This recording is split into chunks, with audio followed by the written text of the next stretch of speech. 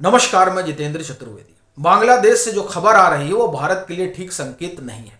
और ये इसलिए कह रहा हूं क्योंकि लालमुनिरहाट एयरबेस से लेकर ढाका तक जिस तरह के सीक्रेट पैक्ट हो रहे हैं, सीक्रेट मीटिंग हो रही है और तमाम सारी जो एक्टिविटी चल रही है उसको लेकर जो खुलासा हो रहा है वो ये बता रहा है कि भारत को अब साइकोलॉजिकल वार में जाने की बजाय यूनुस की सरकार और उनकी सेना को सीधा सबक सिखाना पड़ेगा।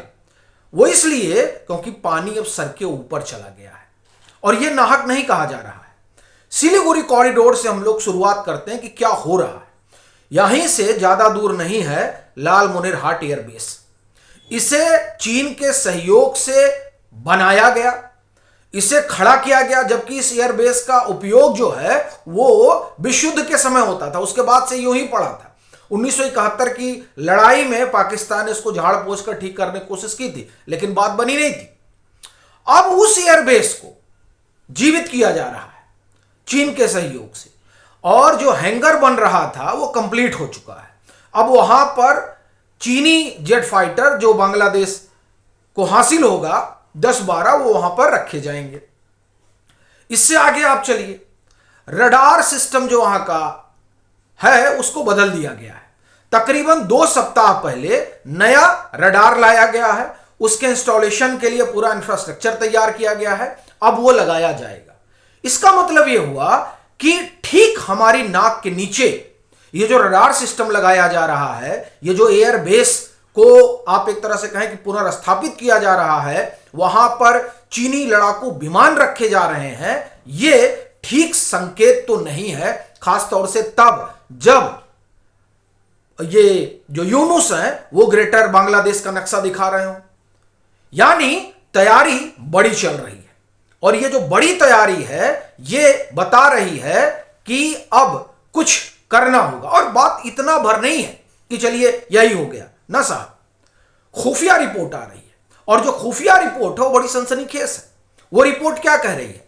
वो रिपोर्ट ये कह रही है कि जो जैश के हैं, जो लश्कर के हैं, वो एक्टिव हो गए हैं, उनके कैंप लग रहे हैं।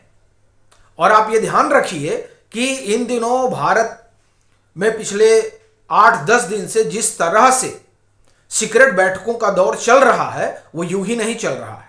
उस चलने की वजह है सीमा पार हो रही गतिविधियां। जिस तरह से आप एक तरह से कहें कि जो ये जीपीएस ओवरलैप हो रहा है वो ये बता रहा है कि बॉर्डर पर कुछ तो हो रहा है। क्या हो रहा है ये जब सवाल उठा तब पता चला कि साहब वहां तो रडार उडूर लगाया जा रहा है। यहां पर उन आप कहें कि आतंकी संगठनों के कैंप वगैरह लगाए जा रहे हैं जिनको भारत ने पीटा था ऑपरेशन सिंदूर के दरमियान पाकिस्तान में।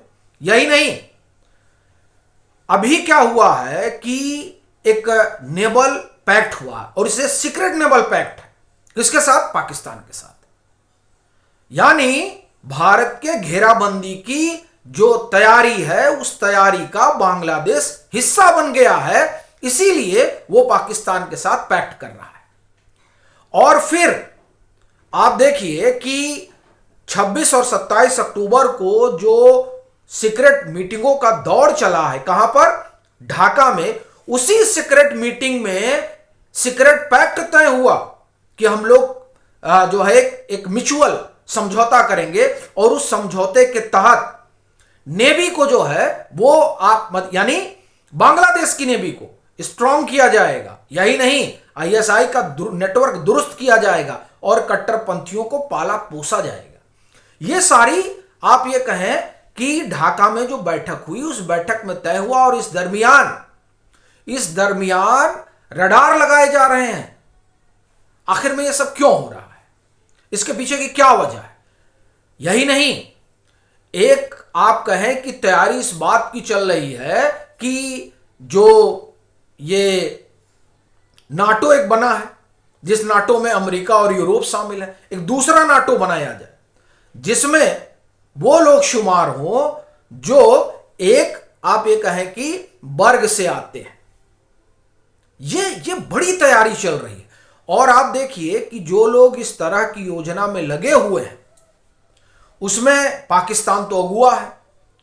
अब ये देखिए, पाकिस्तान, टर्की, अजरबैजान, इनमें म्यूचुअल जो है डिफेंस अंडरस्टैंडिंग हो रही है, डिफेंस डील हो रही है, और वो सब मिलकर बांग्लादेश के साथ मेलजोल बढ़ा रहे हैं। अचानक एक जो है, आप एक तरह से कहें कि रहस्यमयी विमान अजरबैजान से, कार्गो प्लेन, ढाका पहुंच जाता है।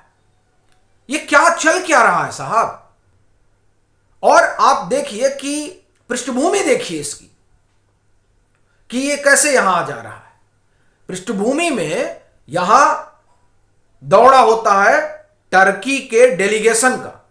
टर्की के जो है सांसद आते हैं यहां पर, और उन सांसदों के आने के दरमियान ही अजरबैजान से रहस्यमयी कार्गो प्लेन आता है। अब यह ख्याल रखिएगा कि अजरबैजान और टर्की का कितना मधुर रिश्ता है, और टर्की जो है वो कई तरह से मदद अजरबैजान को कर रहा है, यानी डिफेंस के तौर पर, और वो मदद किसकी कर रहा है? पाकिस्तान की भी कर रहा है, वो मदद बांग्लादेश की भी कर रहा है।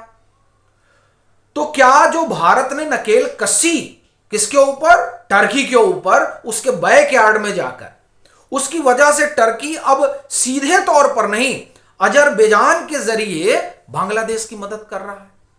और बांग्लादेश जो यूनुस की अगुवाई में है, वो एक तरह से कहा जाए कि जो टर्की का एजेंडा है, जो पाकिस्तान का एजेंडा है, और बहुत हद तक जो चीन का एजेंडा है, उस एजेंडे में इनका हमजोली हो गया है, और अमेरिका का स्वाभाविक तौर पर है।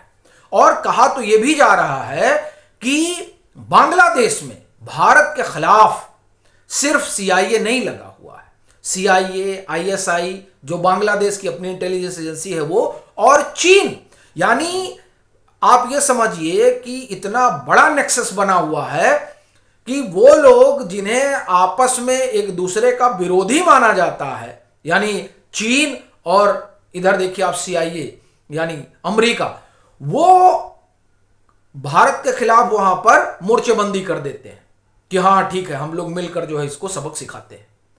और ये जो आप समझिए कि इजराइल के साथ डिफेंस पैक्ट हुआ है, ये अनायास नहीं हुआ है, ये भारत की उसी तैयारी का हिस्सा है जो सरहद पर बढ़ रहे खतरों को ध्यान में रखते हुए किया गया है। भाई, बांग्लादेश को आप एक तरह से कहें कि लॉन्चिंग पैड की तरह इस्तेमाल किया जा रहा है, और बांग्लादेश सहर्ष इस्तेमाल हो रहा है, क्योंकि वहां पर जो मौजूदा आप ये कहें सरकार है, और वहां का जो एलिट है, उसका जो अपना माइंड सेट है, वो प्रो पाकिस्तान है। तो वो उन्हीं नीतियों पर चलेगा जिन नीतियों से पाकिस्तान, टर्की, चीन, इन लोगों को फायदा हो, और वो फायदा इसी में है कि भारत का नुकसान हो। नहीं तो आप सोचिए कि लाल मोरिन हाट बेस से लेकर और पूरा आप ये देखिए कि चिटगांव तक क्या चल रहा है भाई। आप देखिए कि रडार पे रडार लगाए जा रहे हैं, मिसाइल पे मिसाइल तैनात की जा रही है। पूरा जो बांग्लादेश का आप ये कहें कि डिफेंस है, उसको मॉडर्नाइज किया जा रहा है। और कौन कर रहा है? चीन कर रहा है, टर्की कर रहा है। क्यों कर रहा है भाई? ये वही देश हैं जो ऑपरेशन सिंदूर के दरमियान पाकिस्तान के साथ खड़े थे, आज वो बांग्लादेश के साथ खड़े हैं, और पाकिस्तान उसमें हाई है।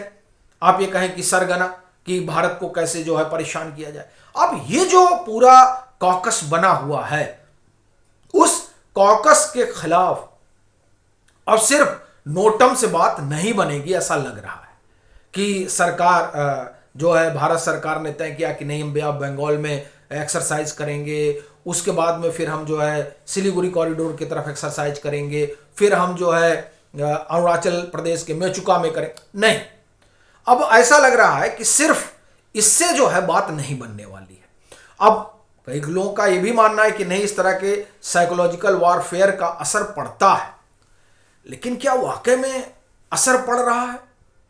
क्योंकि आप देखिए, भारत नोटम पे नोटम जारी कर रहा है। कहां? पाकिस्तान की भी सीमा पर, और बांग्लादेश की आप एक कहें जो हमारी सीमा मिलती है वहां पर भी, नॉर्थ ईस्ट तक हमने नोटम जारी कर रखा है। लेकिन खबर क्या आ रही है? खबर यह आ रही है कि रडार लगाए जा रहे हैं।